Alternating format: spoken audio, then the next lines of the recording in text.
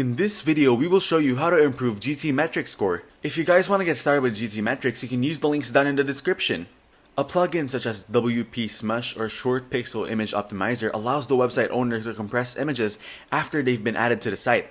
Now simply download the plugin, install it, and then optimize. There are many caching plugins available for WordPress. I recommend WP Fastest Cache. Then download and activate. You will now want to enable the following options: Cache System, Minify HTML, Minify CSS, Combine CSS, gzip, and browser caching. The caching plugin has greatly improved the page speed and slow scores.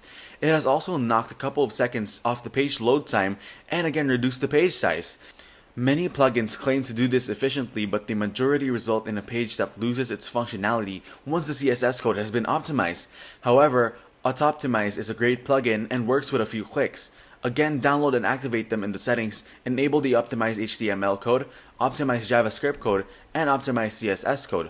The slow score has increased while the loading time, page size, and number of requests have also improved.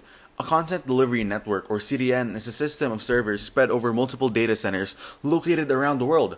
When a user visits your site, they will be served content from the server closest to them. The most popular CDN is Cloudflare. To activate, you will need to sign up and add your site to a free plan. Once this is done, you will need to change your name server so the domain looks towards Cloudflare.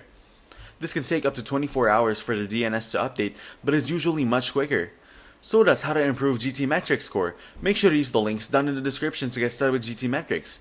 If this video was helpful, please consider leaving a like and subscribing to my channel. With that being said, I'll see you in the next video.